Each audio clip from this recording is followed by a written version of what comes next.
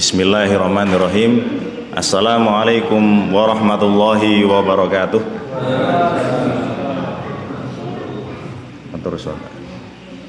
Innal hamdalillahi nahmaduhu wa nasta'inuhu wa nastaghfiruh wa na'udzu billahi min syururi anfusina wa min sayyiati a'malina. May yahdihillahu fala mudhillalah wa may yudlil fala hadiyalah. Asyhadu an la ilaha illallah wahdahu la syarikalah wa asyhadu anna Muhammadan abduhu wa rasuluh sallallahu alaihi wa ala alihi wa sahbihi wa man sara ala nahjihi ila yaumiddin wa sallama tasliman katsira amma ba'd. Faqad qala Allah ta'ala fi kitabihil karim, ya ayyuhalladzina amanu taqullaha haqqa tuqatih wa la tamutunna illa wa antum muslimun. Faya ayyuhal jamaah, para jamaah hadirin hadirat yang semoga kita semua dirahmati oleh Allah Subhanahu wa taala. Sebagaimana Allah menegaskan dalam ayatnya bahwa kita sebagai seorang hamba, sebagai manusia sekaligus hamba Allah Subhanahu wa taala, kita hidup di dunia ini diperintahkan untuk mencari bekal, Pak, untuk menuju ke kampung halaman kita yang sebenarnya, yaitu akhirat. Karena dunia ini diibaratkan oleh Nabi SAW, kita berada di atasnya hanya sebatas menyeberangi jalan, Pak. Kun fid dunya ka'annaka gharib aw abira sabilin. Sebagaimana Nabi SAW bersabda, jadilah kamu di dunia ini seperti orang yang asing, bukan seperti siapa-siapa. Aw abira sabilin, atau hanya sekedar menyeberangi jalan. Orang kalau menyeberangi jalan kan tidak lama-lama, Pak, nanti tertabrak. Seperti itu. Kita di dunia ini tidaklah lama. Tujuan kita di dunia ini adalah beribadah kepada Allah Subhanahu wa taala. Sebagaimana Allah Subhanahu wa taala berfirman, wa ma khalaqtul jinna wal insa illa liya'budun. Dan tidaklah aku menciptakan jin dan manusia kecuali melainkan hanya untuk beribadah kepadaku semata. Itulah tujuan Allah menciptakan kita semua, menciptakan jin dan manusia, yaitu hanya untuk beribadah kepada Allah Subhanahu wa taala, mencari bekal sebanyak-banyaknya demi menghadapi kehidupan yang sebenarnya, kampung halaman kita yang sebenarnya, yaitu akhirat, yang mana kita berada di dalamnya kekal abadi selama-lamanya. Kemudian Allah Subhanahu wa taala juga memerintahkan bagi kita untuk mencari bekal, dan Allah memberitahu, mengkabarkan kepada kita bahwa sebaik-baik bekal yang akan kita bawa nanti di akhirat, di kampung halaman kita yang sebenarnya adalah takwa. Sebagaimana Allah berfirman, wa tazawwadu fa inna khairaz zadit taqwa.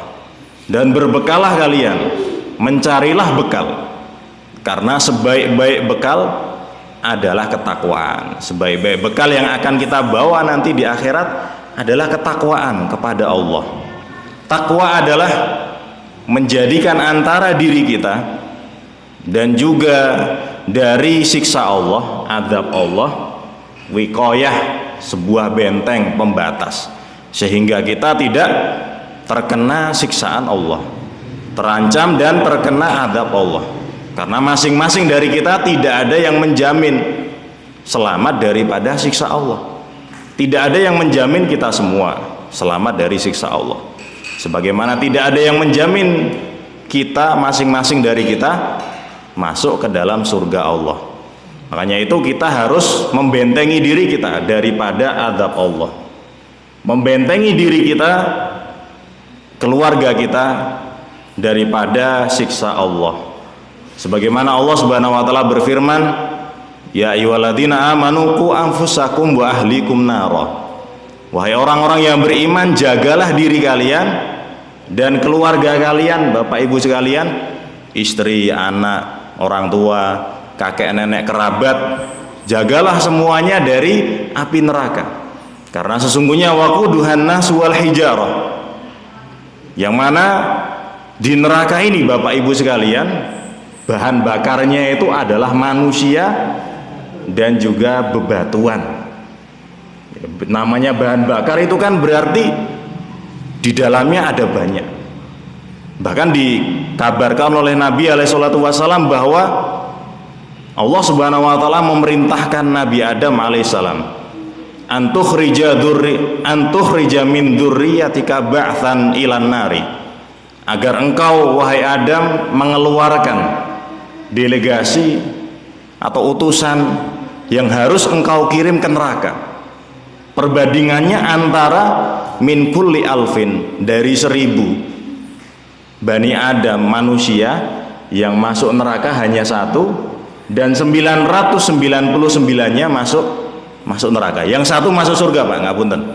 Yang 1 tadi masuk surga, kemudian yang 999 sisanya masuk neraka, waliyadzubillah. Itu perbandingan antara penduduk surga dan neraka. Ternyata masih banyak penduduk nerakanya.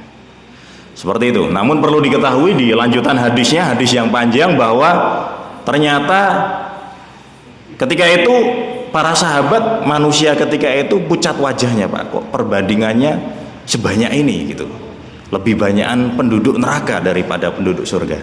Kemudian Nabi mengabarkan, melanjutkan bahwa setiap 1000 daripada penduduk neraka, 999-nya dari Ya'juj dan Ma'juj. Ya'juj dan Ma'juj itu juga Bani Adam, Pak, manusia seperti kita. Bahkan mereka itu adalah keturunan dari Nabi Nuh alaihissalam, dari jalur putra beliau yang bernama Yafet, Pak.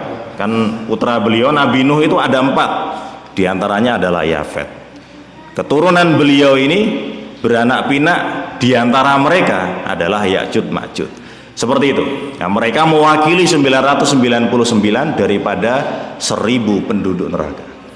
Kemudian kita harus membentengi diri kita dan juga keluarga kita daripada siksa neraka. Karena tidak ada yang bisa mampu menahan daripada pedihnya dan dahsyatnya siksa neraka. Dengan cara apa itu, Bapak Ibu sekalian? Takwa itu menjadikan antara diri kita dan api neraka atau adab Allah sebuah benteng, yaitu dengan beramal soleh, melakukan kebaikan, kemudian meninggalkan hal yang haram, meninggalkan kemaksiatan. Nah, itu adalah hal-hal yang dapat menjadikan diri kita terhindar, terjauhkan daripada siksa Allah Subhanahu wa taala. Kemudian Bapak Ibu sekalian, pertama marilah kita panjatkan puji syukur kita kehadirat Allah Subhanahu wa taala yang telah memberikan kepada kita begitu banyak kenikmatan, yang mana bila kita menghitungnya kita tidak akan mampu menghitungnya, saking banyaknya Bapak Ibu sekalian. Sebagaimana Allah berfirman, wa in ta'uddu ni'matallahi la tuhsuha. Dan jikalau kalian mencoba untuk menghitung nikmat Allah yang telah diberikan kepada kalian, niscaya kalian tidak akan mampu menghitungnya karena saking banyaknya, Pak. Di antara nikmat yang sekarang kita rasakan, nikmat terbesar yang tidak semua orang merasakannya adalah nikmat iman dan Islam. Kita berada di barisan orang-orang yang beriman, yang mana orang-orang yang beriman itu adalah orang-orang yang hatinya tenang. Orang-orang yang beriman dijamin oleh Allah Subhanahu wa taala kelak di akhirat nanti akan masuk surga. Walaupun orang tersebut hanya memiliki sekecil biji jagung, Pak, atau partikel terkecil di dunia ini, misalkan atom, dia hanya memiliki keimanan sekecil itu, Allah jamin baginya surga, Pak, tetap. Walaupun misalkan sebelumnya sudah melalui adab Allah, pensucian dan pembersihan dosanya, namun di ujung-ujungnya, akhirnya atau pada akhirnya dia akan tetap dimasukkan ke dalam surga Allah, kekal abadi selama-lamanya berada di dalamnya. Itu diantara fadilah daripada beriman. Kemudian diantara kenikmatan yang seringkali dilalaikan oleh manusia, Pak, sebagaimana disebutkan dalam sebuah hadis Nabi SAW bersabda, nikmatani, ada 2 nikmat, maghbunun fihima kathirun minan nas, Yang manusia seringkali lalai Pak dari dua nikmat ini. Lalai, melupakan daripada mensyukuri, tidak menyadari betapa pentingnya dua nikmat ini, kecuali kedua nikmat tadi sudah hilang dari dirinya, dicabut dari diri kita. Yang pertama adalah as-sihhatu, kesehatan. Yang kedua adalah al-faragh, as-sihhatu wal faragh. Yang kedua adalah waktu luang.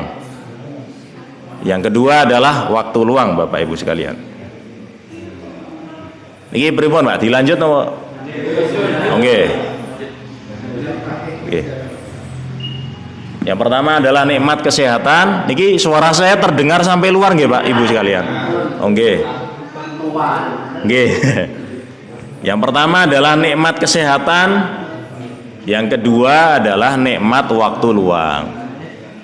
Nikmat kesehatan, Allah Subhanahu wa taala menghendaki diri kita dalam keadaan sehat walafiat, sehingga dapat atau bisa melaksanakan salah satu daripada kewajiban Allah, dapat menunaikan kewajiban Allah, sholat isya secara berjamaah. Bapak Ibu sekalian, itu diantara nikmat yang besar, karena tidak semua daripada kita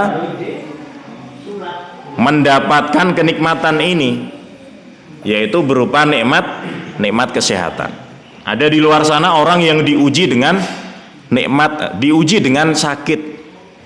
Sebenarnya dia menghendaki untuk melaksanakan ibadah secara sempurna, misalkan sholat jamaah dilanjutkan dengan menghadiri majelis ilmu yang insya Allah diberkahi dan dipenuhi oleh rahmat Allah. Namun karena keadaan dirinya, sehingga dia tidak mampu untuk menghadiri hal tersebut. Ini, dan seringkali Pak, Bapak Ibu sekalian, nikmat kesehatan itu kita tidak sadar betapa besarnya nikmat tersebut, kecuali nikmat tersebut tercabut dari diri kita. Misalkan ketika kita dalam keadaan sakit Pak, baru kita sadar betapa besarnya nikmat kesehatan tersebut. Ini sebagaimana diantara hikmah daripada kita menjalankan hak sesama muslim. Hak sesama muslim ada 5 atau 6 dalam riwayat yang lain, tapi bukan batasan, ada lebih dari ini, namun yang dikhususkan ada 6. Di antaranya adalah iyadatul marid, idza marido fa'udhu. Apabila ada orang yang sakit, saudara kita yang sakit, maka jenguklah. Di antara hikmahnya adalah bahwa kita sadar betapa besarnya dan berharganya nikmat daripada kesehatan ini. Melihat saudara kita yang terbaring lemas, atau bahkan ada yang tidak sadarkan diri, tidak bisa menikmati kenikmatan-kenikmatan Allah yang ada di dunia ini, makanan, minuman, dan seterusnya. Ketika itu baru kita sadar bahwa ternyata nikmat kesehatan itu amat sangatlah besar dan luar biasa. Jangan sampai kita menyadari betapa besarnya nikmat kesehatan, nikmat waktu luang, ketika dua hal tersebut dicabut dari diri kita. Nikmat waktu luang, di luar sana banyak orang yang pada momen ini kita menghadiri majelis ilmu, namun di luar sana banyak orang yang masih disibukkan oleh keluarga mereka, pekerjaan mereka, dan seterusnya. Ini adalah nikmat yang begitu luar biasa. Kemudian selanjutnya, para hadirin Bapak Ibu sekalian yang semoga dirahmati oleh Allah Subhanahu wa taala. Dalam hadis yang lain, Nabi SAW bersabda, menerangkan betapa besarnya nikmat yang sekarang ini kita rasakan. Nabi SAW bersabda, man asbaha minkum aminan fi sirbihi mu'afan fi jasadihi indahu qutu yaumihi faka'annama hizat lahud dunya. Barang siapa yang pada pagi harinya dia dalam kondisi yang aman, dia berada dalam kondisi yang aman, rumah yang dia tinggali aman, negara yang dia tinggali, daerah yang dia tinggali bukan daerah konflik, tidak sedang terjadi peperangan di situ, tidak sedang terjadi hal-hal yang dapat mengganggu keselamatan dan keamanan kita dan keluarga kita. Itu merupakan nikmat yang sangat besar. Kemudian yang kedua, mu'afan fi jasadihi, jasad kita atau diri kita dalam keadaan sehat. Kemudian yang ketiga, indahu qutu yaumihi, pada hari tersebut dia memiliki makanan yang dia santap pada hari tersebut. Nah, orang yang mendapatkan ketiga nikmat sekaligus ini diibaratkan fakaan nama hizat lahu dunya, seakan-akan telah diberikan kepadanya seluruh dunia dan isinya. Kan dunia ini kan seputar tiga hal itu, Pak. Kita mencari ketenangan, keamanan, makanan, dan kesehatan, Pak. Seputar tiga hal itu. Orang yang diberi kenikmatan berupa makanan, harta yang banyak melimpah, jasad yang sehat, namun Allah cabut satu nikmat tadi, yaitu apa? Keamanan. Kira-kira dia nyaman tidak menikmati apa yang dia miliki, Pak? Tidak. Setiap hari dia mendengar suara dentuman roket, bom, senapan, dan seterusnya, sehingga mengganggu keamanan dirinya dan keluarganya. Saya yakin tidak akan nyaman, Pak, tidak akan nikmat ketika menikmati apa yang dia miliki. Pun demikian dengan seandainya ada orang yang diberi kenikmatan berupa rasa aman, kemudian jasadnya sehat, namun tidak punya apa-apa untuk dinikmati, Pak, untuk dimakan. Ya, dia dalam kondisi kelaparan pada hari itu. Ya, kemudian yang selanjutnya, misalkan dia dalam kondisi aman, kemudian dia memiliki apa yang dia makan, memiliki harta yang banyak bahkan, namun kondisi badannya sedang tidak sehat. Dia sedang diuji oleh sakit. Kira-kira bisa menikmati makanan, minuman, atau hal-hal yang lain tidak, Pak? Tidak bisa. Bahkan makan pun harus dipaksa. Seandainya tidak bisa masuk pun harus diapain, Pak? Diinpus ya, dan seterusnya.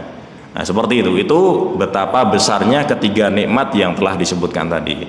Nah, pada momen ini, kesempatan ini, waktu ini, kita bisa dapat merasakan ketiga hal ini sekaligus. Itu merupakan nikmat yang terbesar di antara nikmat yang terbesar yang Allah Subhanahu wa taala berikan kepada sebagian daripada hambanya. Seperti itu, hamdan lillahi ala hadhihin ni'am. Kemudian selanjutnya, salawat serta salam semoga senantiasa tercurahkan kepada Nabi kita, Nabi Muhammad sallallahu alaihi wasallam, beserta para keluarganya, kemudian para sahabatnya, dan orang-orang yang senantiasa mengikuti jalan beliau hingga akhir zaman nanti. Karena barang siapa yang bersolawat kepada beliau, Allah akan ganti, lipat gandakan solawatnya 10 kali lipat untuknya. Sebagaimana Nabi bersabda, man sholla alayya wahidatan, man sholla alayya sholatan, sallallahu alaihi biha asyara. Barang siapa yang bersolawat kepadaku, kata Nabi, 1 kali solawat, Allah akan balas 10 kali solawat untuknya. Kemudian yang menjadi pertanyaan, solawat Allah kepada nabinya, kepada hambanya itu bagaimana, Pak? Yaitu disebutkan bahwa sholawatullahi ala nabihi atau ala ibadihi itu adalah dengan memujinya, mengagungkannya ala malail a'la, di hadapan makhluk-makhluk yang tinggi, yang mulia, yaitu malaikat. Setelah malaikat tahu betapa mulianya orang yang bersolawat kepada Nabi, mereka memohonkan ampunan, mendoakan orang yang bersolawat tadi. Itu adalah fadilah daripada bersolawat kepada Nabi. Di antara fadilahnya seperti itu. Kemudian dalam hadis yang lain dengan redaksi yang berbeda, bahwa ternyata orang yang kikir dan pelit itu tidak hanya orang yang tidak mau mengeluarkan sebagian apa yang telah Allah berikan kepadanya walaupun dia mampu. Orang yang pelit itu tidak hanya itu saja, Bapak Ibu sekalian, tapi disebutkan dalam sebuah hadis bahwa orang yang pelit, Nabi bersabda alaihi salatu wassalam, al-bakhilu man dzukirtu indahu wa lam yusolli alayya. Orang yang bakhil itu adalah orang yang apabila namaku, nama Nabi alaihi salatu wassalam disebut di hadapannya, dia mendengarnya, Bapak Ibu sekalian, namun tidak mau bersolawat kepada beliau alaihi salatu wassalam. Itu beliau juluki sebagai orang yang bakhil. Maka jangan sampai kita termasuk daripada orang-orang yang bakhil, tidak mau bersolawat kepada beliau Nabi Muhammad alaihi salatu wassalam ketika apa? Nama beliau disebutkan. Seperti itu. Kemudian faya ma'asyiral muslimin, Jamaah sekalian, hadirin hadirat yang semoga dirahmati oleh Allah Subhanahu wa taala. Pada kesempatan kali ini insya Allah saya akan menyampaikan satu materi yang tidak terlalu panjang, ringkas Pak, terkait dengan kriteria-kriteria daripada penghuni surga Firdaus. Semua dari kita pasti mendamba-dambakan, menginginkan dan mencita-citakan untuk masuk surga. Allah Subhanahu wa taala membagi rizki yang Allah berikan kepada hambanya menjadi dua. Allah Subhanahu wa taala membagi rizki menjadi dua. Yang pertama, rizki terkait badan kita, yang mana dalam konteks rizki ini Allah membagi kepada semua hambanya, mau dia itu orang yang beriman, kafir, fasik dan seterusnya. Allah berikan rizki, cukupkan rizki mereka di dunia. Bahkan tidak hanya manusia yang Allah bekali dengan akal, hewan saja, semua makhluk Allah berikan kepada mereka semua rizki. Allah cukupkan rizki mereka. Sebagaimana sabda Nabi SAW terkait rizki ini, lantamu tanafsun hatta tastawfiya rizqoha. Seorang jiwa itu, sebuah jiwa tidak akan mati, nyawanya dicabut oleh Allah Subhanahu wa taala sampai rizkinya sempurna, Bapak Ibu sekalian. Jadi tidak perlu khawatir terkait dengan rizki ini, karena pada dasarnya, pada prinsipnya kita tidak akan mungkin diwafatkan oleh Allah Subhanahu wa taala sebelum rizki kita sempurna. Yang menjadi titik fokus kita adalah bagaimana nanti kita mengakhiri hidup kita, bagaimana nanti kita diwafatkan oleh Allah, apakah dengan husnul khotimah atau su'ul khotimah. Karena sebagaimana Nabi bersabda, innamal a'malu bil khawatim, sesungguhnya amalan itu dilihat dari akhirnya. Kalau akhirnya baik, maka akan baik sesudahnya. Pun demikian dengan sebaliknya, orang yang berakhir baik karena didahului dengan rutinitas yang baik-baik juga, Bapak Ibu sekalian. Seringnya seperti itu. Kemudian sampai di mana tadi, Pak? Oh ya, sampai yang mana, Pak? Oh, nih. Oh, rizki, Pak. Oh ya, ngapunten, rizki ya. Sebagaimana Allah Subhanahu wa taala berfirman bahwa rizki itu Allah berikan kepada setiap makhluknya, rizki yang terkait badan, Pak. Sebagaimana Allah berfirman, wa ma min dabatin fil ardi illa 'alallahi rizquha. Dan tidaklah ada hewan melata pun di muka bumi ini kecuali Allah sudah mencukupi rizkinya. Hewan saja Allah cukupi rizkinya padahal tidak berakal, apalagi manusia yang Allah bekali dan lebihkan dengan akal. Seperti itu, Pak. Fa ya ma'asyiral muslimin, hadirin dan hadirat yang semoga dirahmati oleh Allah Subhanahu wa taala. Kemudian yang kedua, rizki terkait hati. Allah Subhanahu wa taala memberikan rizki ini kepada hambanya yang Allah kehendaki, yaitu berupa apa? Keimanan kepada Allah. Karena Allah tidak memberikannya kepada setiap hambanya. Allah Subhanahu wa taala hanya memilih sebagian daripada hambanya. Nah, kita di sini termasuk daripada yang Allah pilih untuk beriman kepadanya. Kita patut mensyukurinya dengan menjaga keimanan tersebut, karena keimanan kan naik turun, Pak. Yazidu wa yanqusu, yazidu bit taati wa yanqusu bil maksiyah. Keimanan itu dapat berkurang dan bertambah. Dia bertambah dengan ketaatan dan berkurang dengan kemaksiatan. Tugas kita adalah menambah keimanan itu tadi, menjaganya. Seperti itu diantara bentuk daripada mensyukurinya. Kemudian, fa ya ma'asyiral muslimin, hadirin hadirat yang semoga dirahmati oleh Allah Subhanahu wa taala, namun perlu diketahui bahwa Allah menegaskan di dalam ayatnya bahwa ternyata rizki yang terbesar itu adalah masuk surga, Pak. Rizki yang terbesar yang Allah berikan kepada manusia itu adalah masuk surga Allah. Sebagaimana Allah Subhanahu wa taala berfirman, liyajziyal ladzina amanu wa 'amilus shalihat ulaika lahum maghfiratun wa rizqun karim. Agar supaya Allah dapat membalas dan memberikan kepada orang-orang yang beriman dan beramal soleh. Mereka itu orang-orang yang beriman dan beramal soleh akan mendapatkan ampunan dari Allah dan rizki yang mulia. Ditafsirkan oleh ulama tafsir, rizki yang mulia itu rizkun karim, adalah surga. Jadi surga disebut sebagai rizki yang mulia. Itu diantara rizki yang paling tinggi, Pak, yaitu dimasukkan ke dalam surga. Seorang hamba dimasukkan oleh Allah dengan rahmatnya ke dalam surganya. Kemudian ayat yang selanjutnya, yang kedua, wa may yu'min billahi wa ya'mal sholihan. Barang siapa yang beriman dan beramal soleh, lagi-lagi beriman itu pasti dikaitkan dengan amalan soleh, karena iman itu tidak hanya diucapkan melalui lisan saja, Pak, tidak hanya diyakini dalam hati, namun perlu adanya realisasi, pembuktian apakah keimanannya benar atau tidak. Dengan cara apa, Bapak Ibu sekalian? Beramal soleh, melakukan kebajikan, meninggalkan hal yang haram.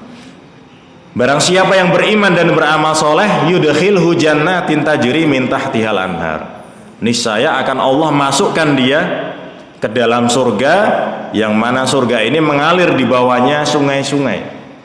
Dia berada di dalamnya khalidina fiha abada, kekal abadi selama-lamanya. Qad ahsanallahu lahu rizqah, sungguh Allah telah memberi rizki yang baik kepadanya. Di sini surga, masuk surga, berada di dalamnya kekal abadi, disebut oleh Allah Subhanahu wa taala sebagai rizki yang baik.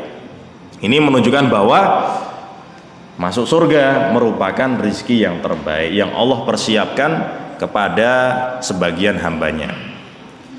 Faya ma'asyiral muslimin, hadirin dan hadirat yang semoga dirahmati oleh Allah Subhanahu wa taala. Ketika kita berbicara tentang rizki yang utama, yaitu masuk surga, perlu kita ketahui bahwa dalam setiap rizki kita harus meminta kepada Allah. Terkait dengan rizki badan yang ada di dunia ini, kita pun harus berdoa kepada Allah, meminta kepadanya agar Allah berikan rizki tersebut melalui jalur atau jalan yang Allah ridhoi dan halalkan, bukan dari jalur yang Allah murkai dan haramkan. Sebagaimana rizki masuk surga pun kita harus berdoa kepada Allah dan meminta kepadanya. Sisipkan di dalam doa kita, diantaranya adalah doa masuk surga untuk diri kita sendiri, keluarga kita, saudara-saudara kita sesama muslim, agar kita semua dimasukkan oleh Allah ke dalam surga. Nabi SAW mengajarkan bahwa ketika kita meminta surga, maka kita diperintahkan meminta surga yang paling tinggi, Pak, derajatnya, yaitu surga Firdaus. Sebagaimana Nabi SAW bersabda, inna fil jannati mi'ata darajah, sesungguhnya di dalam surga itu ada 100 derajat, Pak. Ada 100 derajat. Addahallahu lil mujahidina fi sabilillah. Allah telah mempersiapkan surga ini bagi orang-orang yang berjuang di jalan Allah. Kemudian kullu darajataini ma bainahuma kama bainas sama'i wal ard. Jarak antara satu derajat surga dengan derajat berikutnya adalah bagaikan jarak antara langit dan bumi. Jadi sebegitu luasnya dan jauhnya jarak antara satu derajat surga dengan derajat berikutnya. Seperti itu. Bayangkan kalau ini ada 100 derajat, Pak. Kemudian selanjutnya, fa idza sa'altumullaha fasaluhul firdaus atau fas'aluhul firdaus. Seandainya kalian meminta surga, berdoa kepada Allah meminta surga, maka mintalah surga yang tertinggi, yaitu surga Firdaus. Fa innahu awsatul jannah, karena sesungguhnya surga Firdaus ini adalah surga yang paling utama, yang paling mulia, Pak, di antara surga yang lain. Wa a'lal jannah, dan surga yang paling tinggi di antara apa? Surga yang lain. Kalau surga itu ada derajat, Pak, derajat itu dari bawah ke atas. Surga Firdaus paling atas. Kalau neraka itu namanya darokat, Pak. Darokat itu ya derajat juga kalau di dalam bahasa Indonesia, tapi ke bawah, Pak. Dari atas ke bawah. dan yang paling bawah itu adalah apa? Jahanam. Seperti itu. Yaitu adalah surga Firdaus. Wa fawqahu arsyur rahman. Surga Firdaus itu berada di atas surga Firdaus adalah arsy-Nya Allah Subhanahu wa taala. Wa minhu tafajjur atau tufajjaru anharul jannah. Dari surga Firdaus ini mengalir surga-surga, mengalir sungai-sungai surga yang lain. Jadi muaranya atau inti daripada sungai-sungai di surga dari surga Firdaus sungainya. Seperti itu. Kita diperintahkan untuk meminta kepada Allah surga yang tertinggi, yaitu surga Firdaus. Kemudian perlu kita ketahui bahwa ada kriteria atau amalan-amalan orang-orang yang senantiasa menjaga amalan ini, mereka akan mewarisi surga Firdaus. Itu apa saja? Kita baca di awal-awal atau 11 ayat pertama, 10 ayat pertama di surat Al-Mu'minun, Pak. Allah Subhanahu wa taala berfirman, ini terakhir, Pak, qad aflahal mu'minun. Sungguh telah beruntung orang-orang yang beriman. Orang-orang yang beriman yang bagaimana itu? Alladzina hum fi sholatihim khashi'un. Orang-orang beriman itu adalah orang-orang yang khusyuk di dalam sholatnya. Orang yang khusyuk di dalam sholatnya itu bagaimana, Pak? Orang yang bisa menghadirkan dirinya, hatinya di dalam sholat. Dia fokus terhadap gerakannya, bacaan-bacaan yang dia baca. Kan kadang ada orang yang sholat itu membaca bacaan sholat hanya sebatas spontan, Pak, spontanitas. Jadi dia hanya refleks aja membaca gitu, Pak, tanpa mentadaburi dan memahami apa yang dia baca. Itu apa? Kekhusyuannya berkurang. Karena sholat itu sebagaimana Nabi SAW, pahalanya ada yang cuma dapat 1/10-nya aja, Pak. Ada yang dapat 1/9-nya aja, Pak. 1/8 dan seterusnya. Karena tidak ada yang tersisa dari sholat illa ma'akila anha, kecuali yang manusia itu menyadari apa yang dia lakukan dan baca ketika sholat. Jadi pahalanya berdasarkan apa? Apa yang dia sadar ketika dia baca, ketika dia bergerak, berpindah gerakan dari satu gerakan ke gerakan berikutnya. Seperti itu. Itu adalah orang yang khusyuk, tidak memikirkan hal lain di luar sholatnya, perdagangannya, keluarganya, dan urusan-urusan dunia yang lain. Ya, dia tidak memfokuskan itu, fokus bacaan sholat, karena dia sedang menghadap Allah Subhanahu wa taala. Karena ibadah yang seorang hamba itu menghadap kepada Allah secara langsung adalah sholat. Fa innallaha yuqbilu biwajhihi wajha abdihi, karena Allah menghadapkan wajahnya kepada wajah orang yang sholat kepadanya. Kemudian yang kedua, walladzina hum 'anil lagwi mu'ridun. Kriteria orang yang beriman yang akan mewarisi surga Firdaus yang kedua, Pak, adalah walladzina hum 'anil lagwi mu'ridun. Dan orang-orang yang berpaling dari kesia-siaan, dari hal-hal yang sia-sia, dia tidak mau melakukannya, berpaling, Pak. Di sini disebutkan dalam tafsir As-Sa'di bahwa hal-hal yang sia-sia saja, Pak, tidak ada manfaatnya untuk dia di dunia maupun di akhirat saja diperintahkan untuk ditinggalkan. Apalagi hal yang haram, Pak. Orang jelas nggak ada manfaatnya di dunia dan di akhirat, Pak. Misalkan, mohon maaf, kalau misalkan main game gitu kan, ada manfaatnya apa tidak itu, Pak? Ya, untuk putra putri misalkan, seandainya di sini ada yang masih seperti itu, kan tidak ada manfaatnya. Jangankan berbicara manfaat akhirat, dunia saja apa yang dia dapatkan? Apakah akan menambah prestasinya, meningkatkan gelar akademisnya dan seterusnya? Kan tidak ada. Tidak ada keuntungannya di dunia, nggak dapat duit juga, Pak. Seperti itu. Jadi tidak ada keuntungannya sama sekali. Diperintahkan untuk ditinggalkan, apalagi yang haram. Itu yang kedua. Kemudian yang ketiga, walladzina hum lizakati fa'ilun. Dan orang-orang yang senantiasa membayarkan zakatnya, Pak. Zakat mal yang sudah sampai nisabnya 85 gram emas, 20 dinar, Pak. 20 dinar itu kalau sekarang 1 dinar itu senilai dengan 4/4 gram emas. Kalau dikali 20 sekitar 85 gram. Kalau ada di antara harta kita yang kita simpan tidak kita pergunakan, sudah mencapai nisabnya. Misalkan ini zakat mal, zakat perniagaan beda lagi dan seterusnya. Mencapai nisab 85 gram emas atau yang senilai dengannya, misalkan 1 gram emas 1 juta, berarti uangnya nominalnya 85 juta minimal. Kemudian ditunggu lagi haul, berlalunya haul atau 1 tahun. Itu untuk zakat mal. Kalau zakat pertanian langsung, Pak, dan zakat-zakat yang lainnya, karena terlalu panjang kalau dibahas. Kemudian selanjutnya yang keempat, walladzina hum li furujihim hafidun, dan orang-orang yang menjaga kemaluannya daripada hal yang Allah haramkan. Menjaga kemaluannya tercakup banyak hal, baik orang yang sudah menikah ataupun yang belum menikah. Hal-hal yang dapat menghantarkan seorang kepada perzinaan misalkan, itu juga termasuk daripada konteks ayat ini. Kemudian illa ala azwajihim, kecuali kepada istri-istri mereka, au ma malakat aimanuhum, atau kepada hamba sahaya mereka, budak mereka. Kalau zaman sekarang ada perbudakan tidak, Pak? Ya, setahu kita tidak ada kan, Pak? Kalau zaman dulu ada atau tidak? Ada, Pak. Apakah Islam meridhoi adanya perbudakan di dunia ini? Tidak. Islam datang untuk mengatur semuanya, karena perbudakan itu sudah ada jauh sebelum Islam ada, dalam artian ajaran yang Nabi Muhammad SAW diutus di atasnya.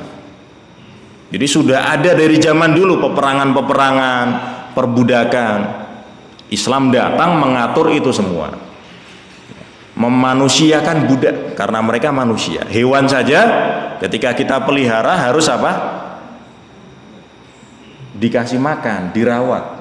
Bahkan ada ya seorang wanita dikisahkan tadkhulun mar'atu fil hirrati. Suatu ketika ada seorang perempuan yang masuk neraka karena seekor kucing, Pak. Karena dia dikurung, nggak dikasih makan dan seterusnya. Hewan aja dapat memasukkan seorang ke dalam neraka. Di satu sisi anjing pun juga dapat memasukkan seorang pezina ke dalam surga. Apalagi manusia kan, Pak, seperti itu. Jadi Islam datang untuk mengatur itu semua.